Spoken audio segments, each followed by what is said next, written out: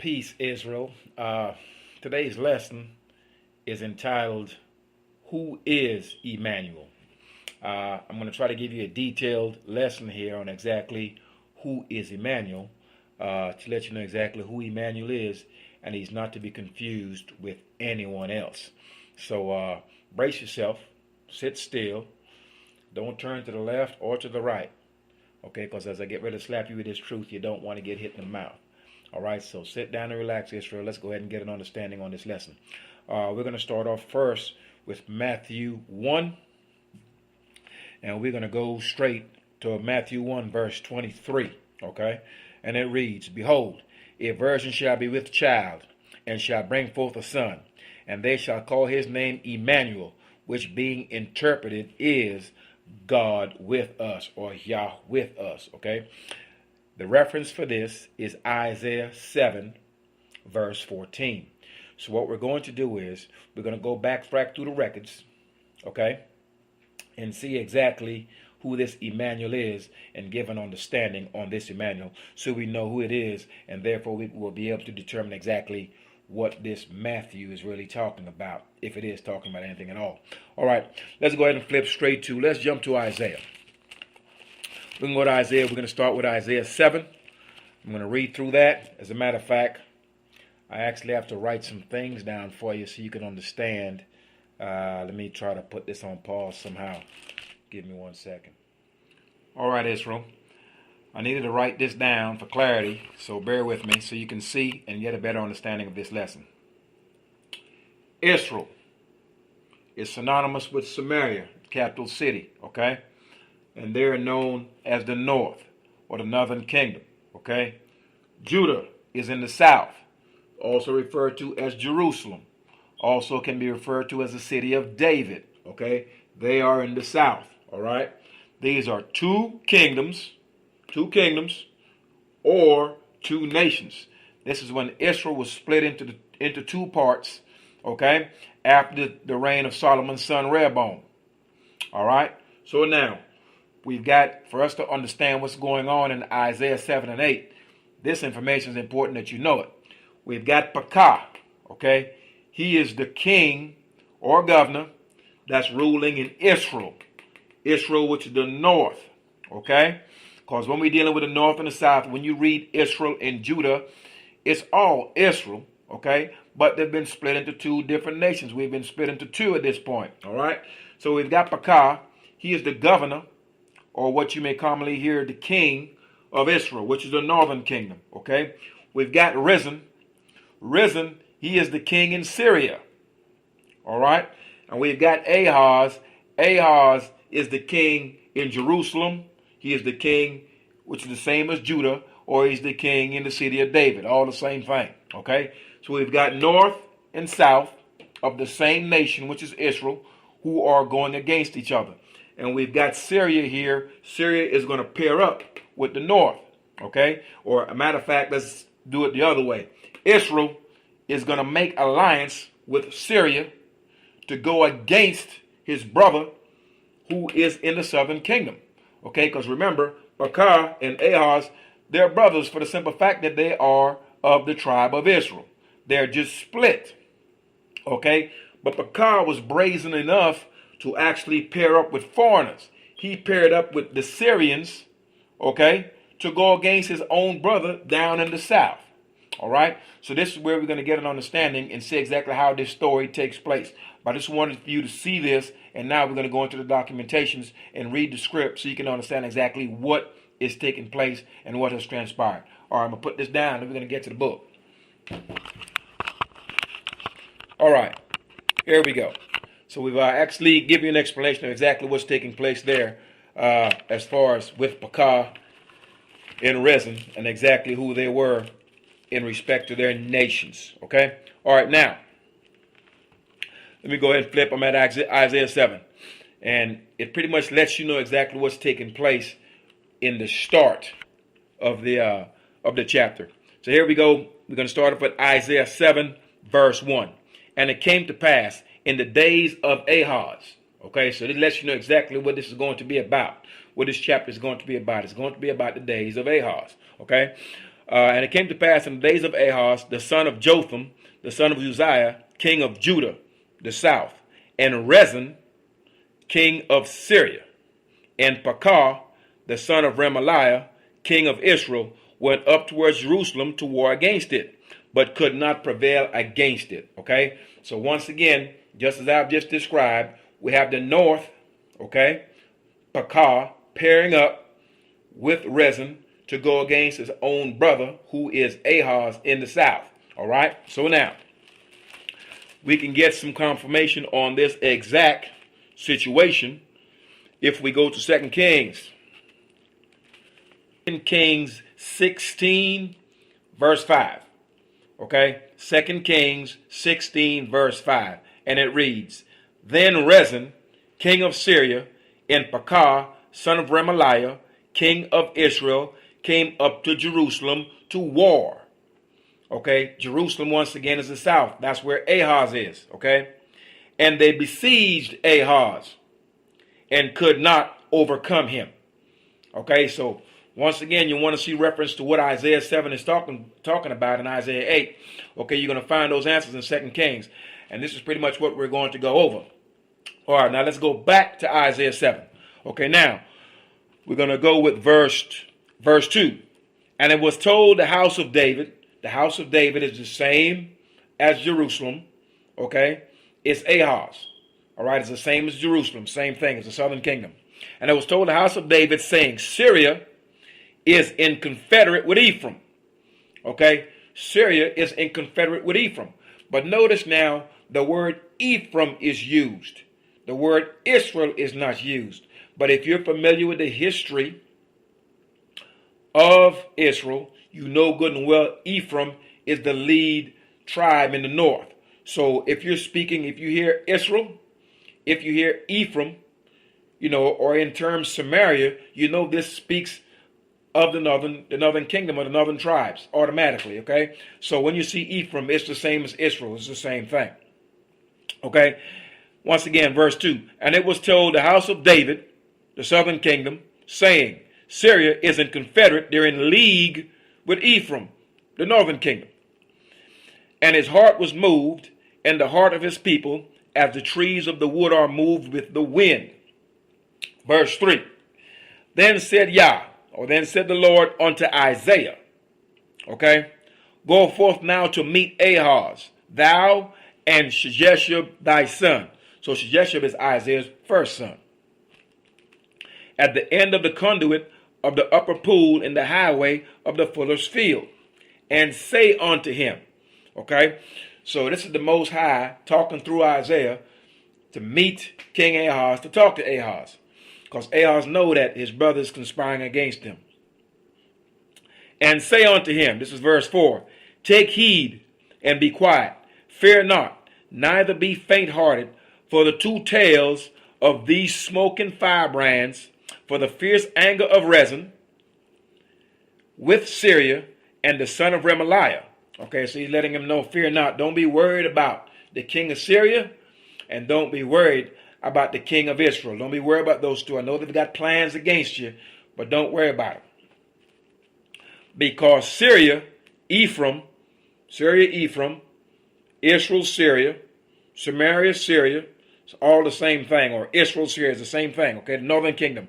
Because Syria, Ephraim, and the son of Remaliah have taken evil counsel against thee, saying, let us go up against Judah and vex it. Okay, let's go up against Judah and vex it. Judah, Jerusalem, same thing. Judah, Jerusalem, house of David, same thing. Okay, we just read this in 2 Kings 16, verse 5, where they made these plans to go up against Jerusalem, go up against Judah, go up against the house of David, go up against Ahaz. All right? Let us go up against Judah and vex it, and let us make a breach therein for us, and set a king in the midst of it, even the son of Tabial. Now, verse 7. Thus saith Yah, or thus saith the Lord, it shall not stand, neither shall it come to pass.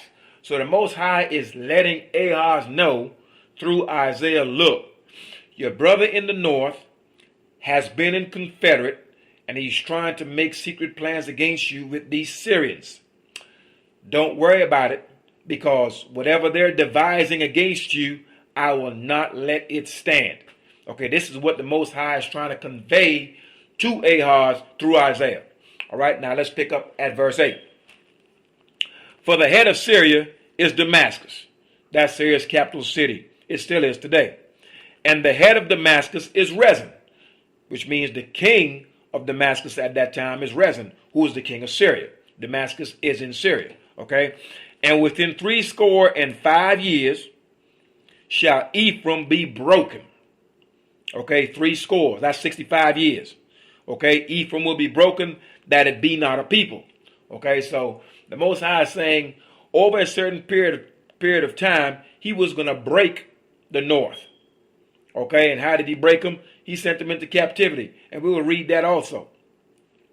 So now let's go down. So he's just told in verse 8, he's letting him know that Syria is with Damascus, and within 65 years, Ephraim will be broken, that it be not a people.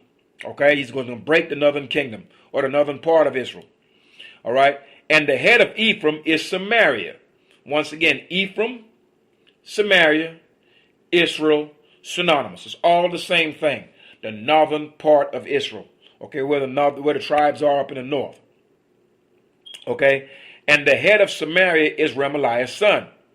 If ye will not believe, surely ye shall not be established. So he's telling him clearly, hey, look, you need to have faith in what I'm telling you, that this is going to happen.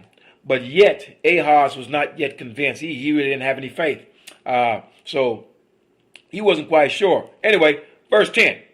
Moreover, Yah spake unto Ahaz, saying, ask thee a sign of Yah, thy strong one. Ask it either in the depth or in the height above. So the Most High told him, hey, look, I see you're shook pretty much. Go ahead and ask for a sign, and now I'll give you a sign to assure you that these plots that Syria and Israel have against you, that they're not going to work. Anyway, now we're going to go verse 12. But Ahaz said, I will not ask, neither will I tempt Yah. So he's saying, I'm not going to tempt you, and I'm not going to ask. All right. Now, verse 13. And he said, hear ye now, O house of David. Do you see? He's speaking, the Most High speaking to Ahaz, but he called him house of David because it's the same thing. House of David, Jerusalem, Judah, all synonymous with the southern kingdom. It's the same thing. So let's go back again, verse 13. And he said, hear ye now, O house of David, is it a small thing for you to weary men, but will ye weary my God also? Okay? Once again, this is the Most High speaking through Isaiah. Therefore, the Lord himself shall give you a sign. Okay, so since Ahaz will not ask for a sign, the Most High figured, I'll give you a sign. All right, so let's see what his sign is as we continue to read. Okay, therefore the Lord himself will give you a sign. Behold, a virgin shall conceive and bear a son, and shall call his name Emmanuel. Okay, so now at verse 7, chapter 7, verse 14, we now see exactly who this Emmanuel is. Clearly, this is a sign to King Ahaz. Are we seeing this? Okay, let's continue. Butter and honey shall he eat, that he may know to refuse the evil and choose the good. All right, so verse 16. For before the child shall know to refuse the evil and choose the good, meaning by the time this child is able to discern between what's good and what's bad, okay, what's evil and what's good, the land that thou abhorrest, the land that you hate, shall be forsaken of both her kings. All right, let's cover that. Let me go back to the list. All right. Okay, as we look here, Pekah is king of Israel. Rezin is king of Syria. Okay, so these are the two lands that Ahaz abhorreth. These are two lands that he's hating right now because they have made plans to come kill him and the rest of Judah down in the south. Okay, so these are the two lands that's going to be removed of both of their kings. Pekah got to go. Rezin got to go. Why? Because the Most High told Ahaz that he was going to remove these two kings. Okay?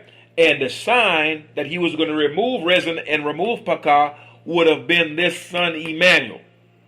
That's what this sign was, to confirm unto Ahaz that what he said is true. So Ahaz has to see Pekah go, and he has to see Rezin go during his lifetime.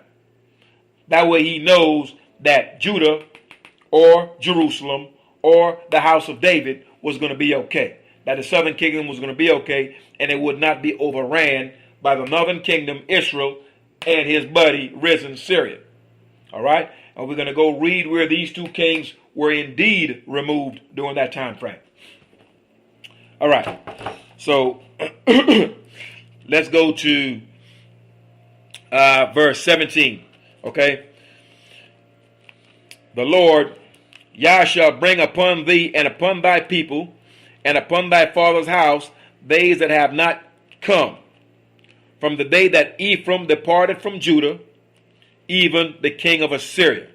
When Ephraim departed from Judah, it simply means when they became two separate nations. Okay? When Israel departed from Judah, you could say it that way also. Or when Israel departed from Jerusalem. Same thing. And it shall come to pass in that day that Yah shall hiss for the fly that is in the utmost part of the rivers of Egypt, and for the bee that is in the land of Assyria.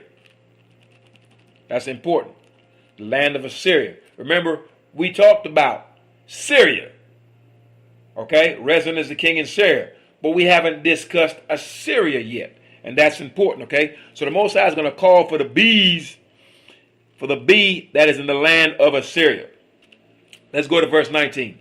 And they shall come, and shall rest all of them in the desolate valleys, and in the holes of the rocks, and upon all thorns, and upon all bushes. In that same day, in the same day shall the Lord shave with a razor that is hired, namely by them beyond the river, by the king of Assyria. Okay? The head and the hair of the feet, and it shall consume the beard. Verse 21. We're still in Isaiah 7. And it shall come to pass in that day that a man shall nourish a young cow and 2 sheep.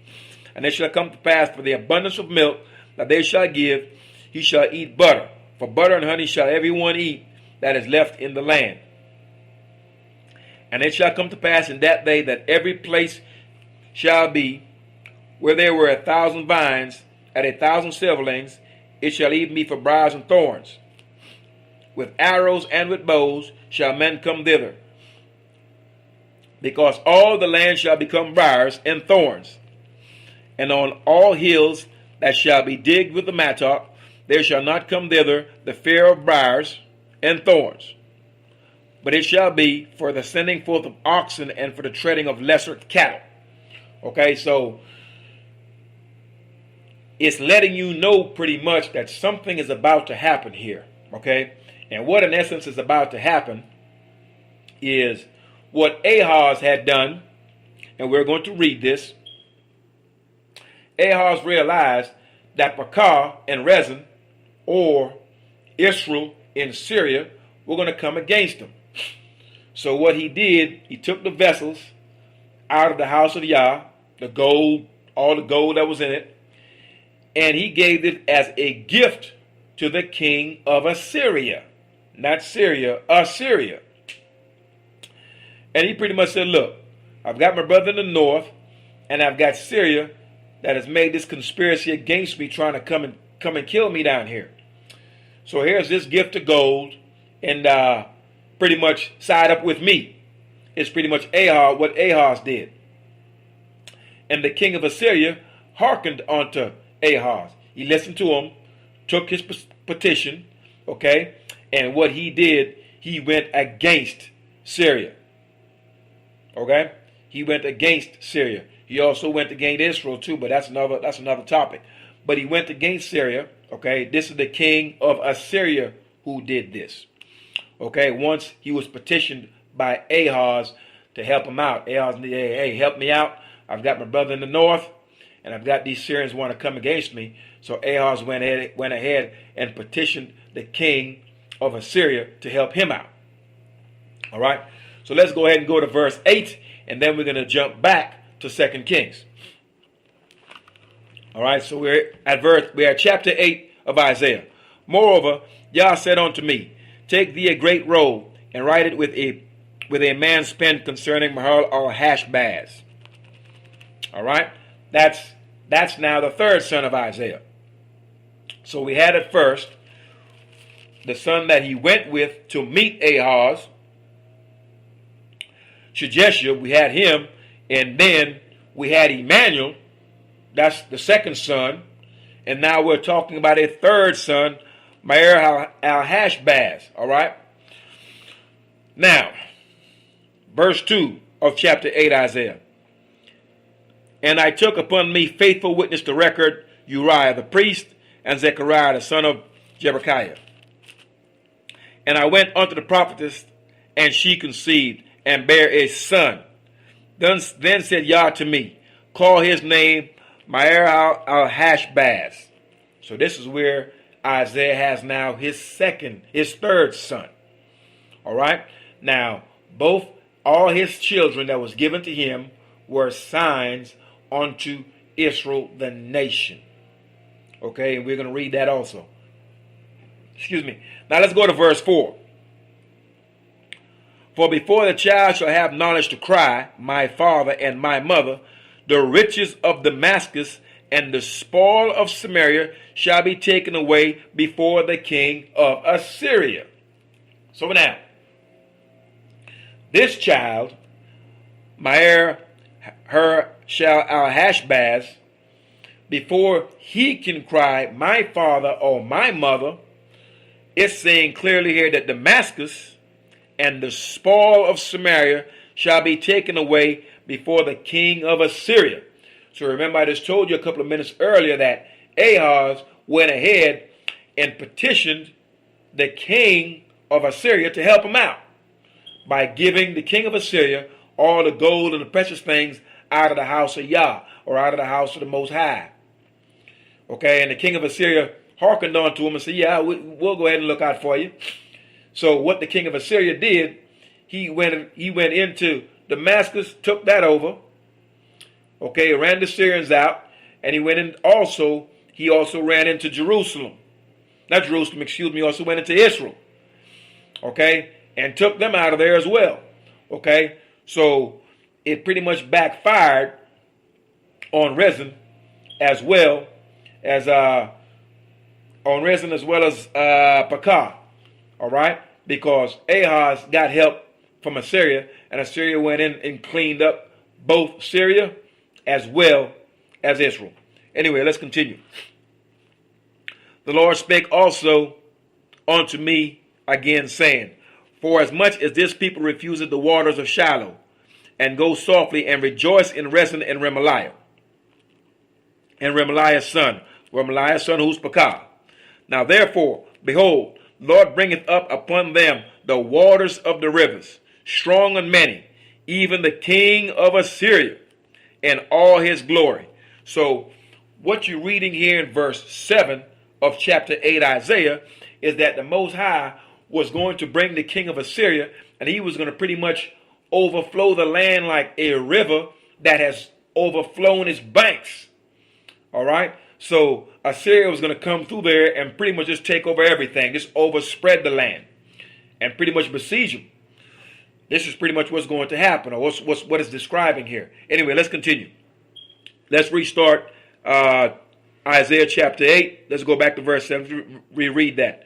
Now therefore, behold, the Lord bringeth up upon them the waters of the rivers, strong and many, even the king of Assyria, and all his glory. And he shall come over all his channels, and go over all his banks. Okay, so it's letting you know that the king of Assyria, he was going to come in these lands, and he was going to take over things as if a river that has overran its banks. All right. And he shall pass through Judah, He shall overflow and go over. He shall reach even to the neck, and the stretching out of his wings shall fill the breadth of thy land, O Emmanuel. So, what happened is, he came through the land, the Assyrians, of both Damascus, which is Syria, as well as Israel, and clearly, we just read that, he did the same in Judah, because everyone was taken away at one point except Judah. Okay, all the north were taken away, carried into different lands. Okay, and those people, as Israel was taken out, okay, other peoples from other lands were brought into the land. So we had strangers in the land at one point. Okay, so now, and this was all done by Shalmaneser. Okay, so now we're looking at, and that's the that's the Assyrian king. Now we're going to go to verse 9. Associate yourselves, O ye people, and ye shall be broken in pieces. Once again, he did promise that Ephraim, or Israel, the northern kingdom, would be broken and not be a people. So this is what we're reading here. And give ear, all ye of far countries, gird yourselves, and ye shall be broken in pieces. Gird yourselves, and ye shall be broken in pieces. That was Isaiah chapter 8, verse 9. Now we're going to verse 10. Take counsel together, and it shall come to naught. Seek the word, and it shall not stand, for God is with us. Okay? So, that was the sign of this Emmanuel, to let Isaiah know that, hey, the Most High is with you. Okay? So, this child is going to be born. By the time this child can know the difference between good and evil, the king in Syria was going to be removed, and the king in Israel was going to be removed. Okay, that was a sign for this. That's what Isaiah's second son, Emmanuel, that was the purpose of his birth, to show Ahaz that the Most High was actually going to be true to his word. All right? So now, let's go down to verse 11 of Isaiah 8. For the Lord spake thus to me with a strong hand, and instructed me that I should not walk in the ways of this people, saying, Say ye not a confederacy to all them that to whom this people shall say, a confederacy, neither fear ye their fear, nor be afraid. Sanctify Yah of hosts himself, and let him be your fear, and let him be your dread. And he shall be for a sanctuary, but for a stone of stumbling, and for a rock of offense, to both the houses of Israel, for a gin and for a snare to the inhabitants of Jerusalem. Remember, Israel, okay, north, Jerusalem, the south. Keep that in mind. All right.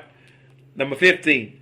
And many among them shall stumble and fall, and be broken, and be snared, and be taken. Because remember, the king of Assyria came through and took them out of the land. Took them into captivity in the lands of Assyria. We're going to go read that in a few minutes. We just want to go cover some of this Isaiah 8 real quick. Okay?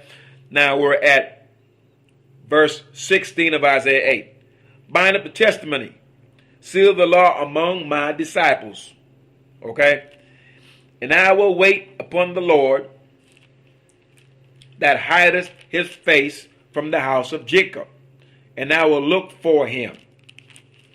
Behold, this is Isaiah speaking still. I and the children whom Yah hath given me are for signs and for wonders in Israel from Yah of hosts, which dwelleth in Mount Zion. Do you see that? Okay, so Isaiah is saying here in chapter 8, verse 18, that these children were given to him for signs and for wonders in Israel.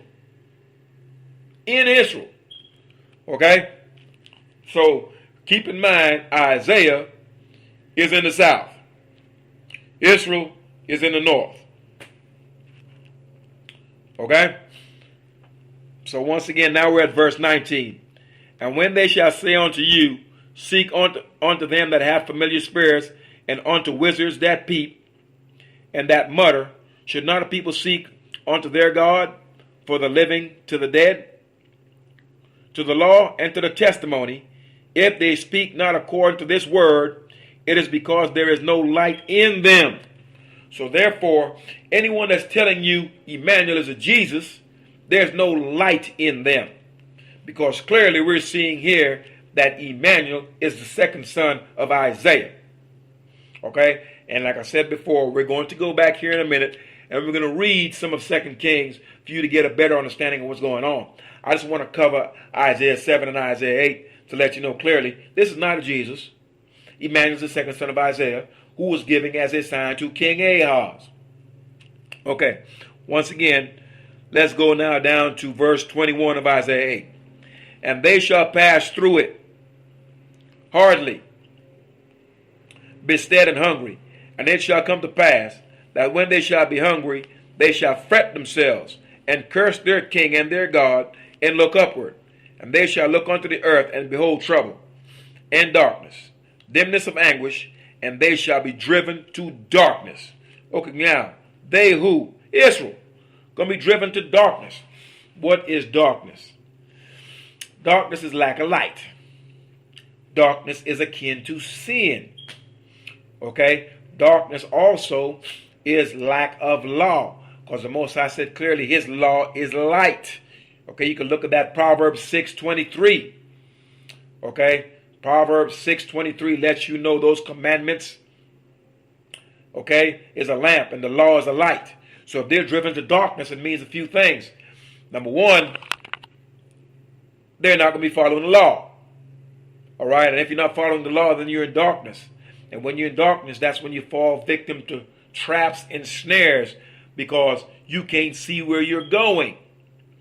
That is why in Deuteronomy 28, it said clearly that we will stumble like blind men grope at night. We're going to grope at noonday. At noonday, we know it's bright outside. Okay? So we're going to be groping. Why? We're groping and stumbling around, feeling our way around in the dark. Is because we're operating without this law. Okay? The law is our light. That this is what teaches us how to avoid these snares and traps. Okay? So keep in mind, Isaiah 8 verse 20 is important. To the law and to the testimony, if they speak not according to this word, it is because there's no light in them. There's no law in them. Okay, in other words, you're being lied to. Now, we've just covered 7 and 8 of Isaiah. Now, let's go ahead and kick it off. Let's go to 2 Kings 15:27. Now we're going to go back. Now that we have an understanding of, we just read Isaiah 7 and 8. We kind of see who Emmanuel is here. Now let's go back and confirm Isaiah both 7 and 8. Let's start off with 2 Kings. 2 Kings, we're going to go to verse 15. Chapter 15, 2 Kings 15. 2 Kings 15, and we're going to go with verse 27. Give me a second. 2 Kings 15 and verse 27. All right. In the 52nd year of Azariah, king of Judah, Pekah, the son of Remaliah, began to reign over Israel and Samaria, and he reigned 20 years. Okay, so we see now clearly when Pekah, okay, when he came into rulership. Okay, he came into rulership of the very last year of Azariah, who reigned for 52 years. Okay, so we know good and well in the Jesus story, it says when he was 2, he had to flee to Egypt. That's what it said. Okay, it also said clearly during his birth, during his time, that the king that sought for him was Herod. And Herod was supposed to be the king down in Judea. That can't be. For the simple fact that the king during that time in Jerusalem was Ahaz. Period. That's not something we have to even question. It's right here. Okay? So we know good and well who was the king or the governor in Jerusalem at this time. It was Ahaz. So there's no way that this Emmanuel is a Jesus anywhere. Because after Ahaz had a son who reigned for 29 years after him. Okay? So this Jesus lived for like 33 years or something like that. 33, 34, 35, something like that. So during his time, if he was going up against authority, okay, it would have been Ahaz. It would have been Ahaz. Period. If not Ahaz, it would have been Ahaz's son. Would not have been Herod. No way, no how. Plus, Herod was an Edomite. He was not an Israelite.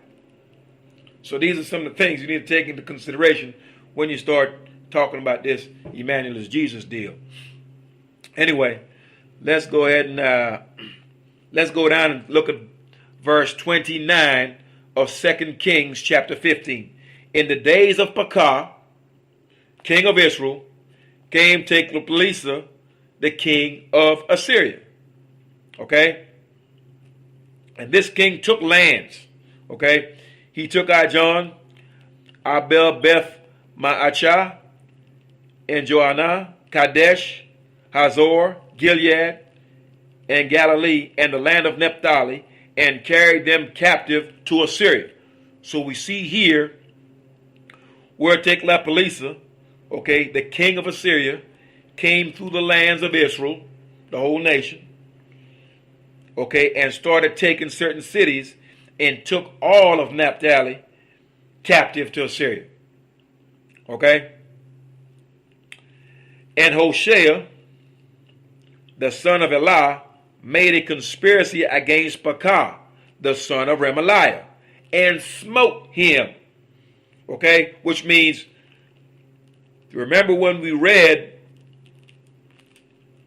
in Isaiah 7 that both those kings would be removed before that child, Emmanuel, knew the difference between good and bad. So this is where the first one got removed. This is the killing of Pekah right here. Okay? So, once again, we're reading this in Kings 15, verse 30. And Hoshea, the son of Elah, made a conspiracy against Pekah, the son of Remaliah, and smote him, and slew him, and reigned in his stead in the 20th year of Jotham, the son of Uzziah. Okay? Uzziah is Ahaz's granddaddy. Alright? Uzziah was brazen enough to run into the temple with a censer and try to light incense to the Most High. And he was made a leper. Because no one is supposed to light incense to the Most High and go into the temple unless you were a priest. So he paid for that. Little side note. All right. Let's see here. Let me see what else we've got pertaining to Pekah. All right, now let's jump to 2 Kings. All right, we're still in chapter 15. We're going to go to verse 37. That way you kind of understand what's happening, because all this is covering right here is the same thing that's in Isaiah 7 and 8. All right? Now verse 37 reads, in those days, Yah began to send against Judah, the south. He began to send Rezin, the king of Syria, and Pekah, the son of Remaliah. The same thing we read in Isaiah 7. All right?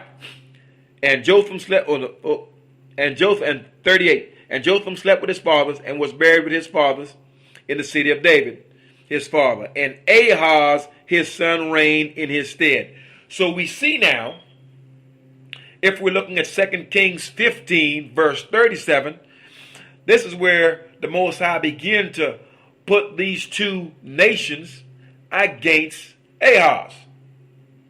So, okay, and then you read in verse 38 of 2 Kings chapter 15, where Ahaz begins to reign.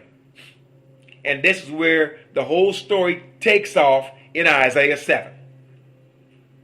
All right, so you can reference that. Read it. You can read the whole of 2 Kings chapter 15, and it gives you a much more in-depth feel for it. I'm just putting a couple of verses so you understand clearly what's going on and how it actually took place. All right. Now, so we already read where it took place at taking captives Naphtali. We read that. Let me see what else we've got here. Checking the notes.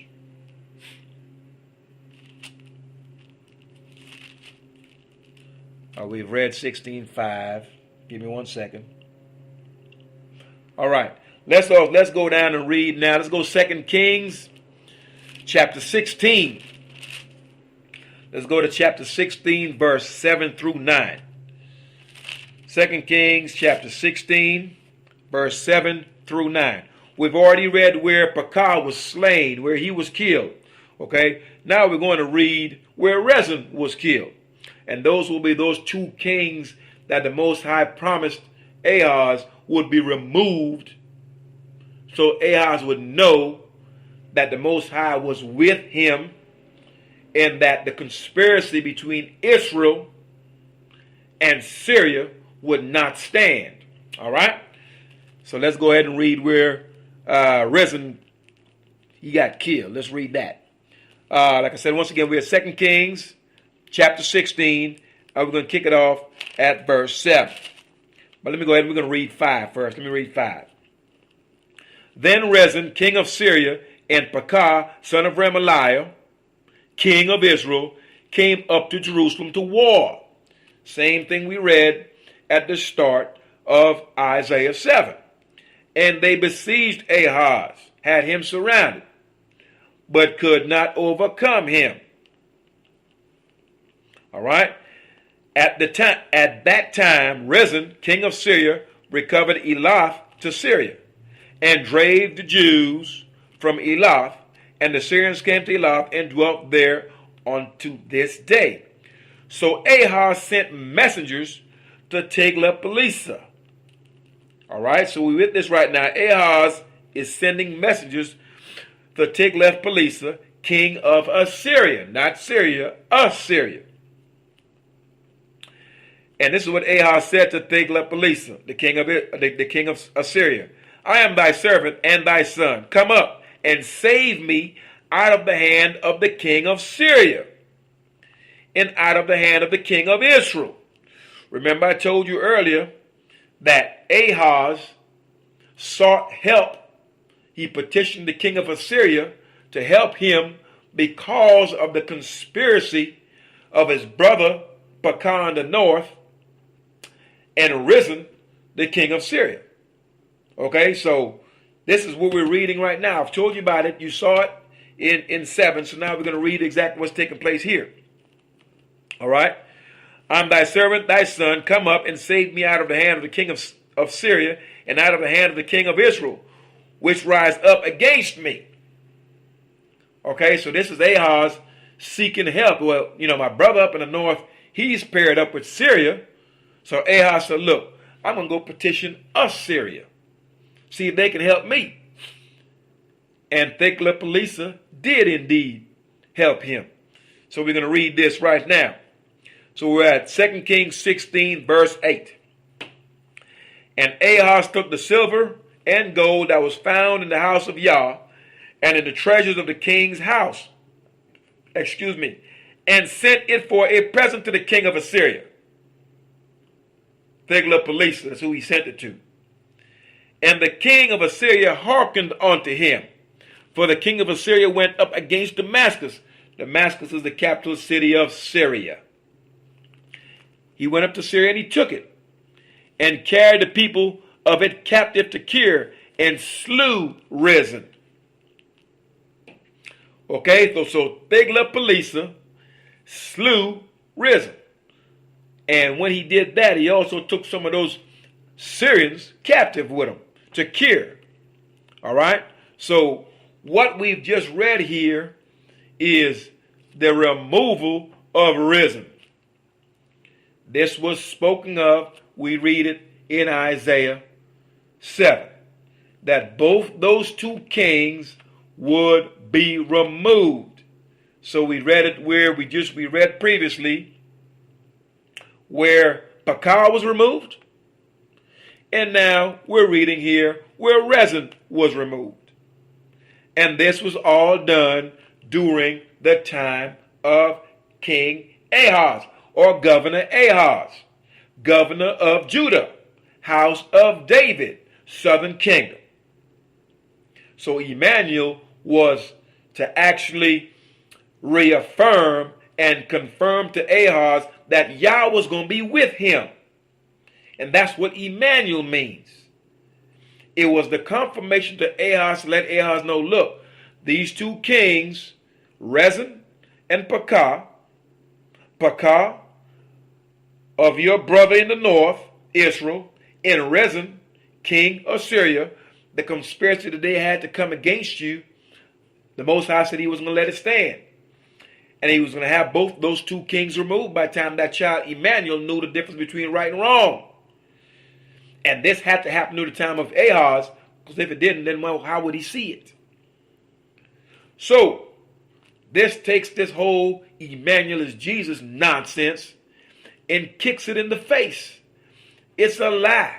In other words, what we just covered here is that Matthew, 1st chapter, is indeed a lie. And if you don't speak according to this word and this testimony, there's no light in you. There's no understanding in you. There's no law in you. And certainly you can't read with any comprehension. That's it. So there it is.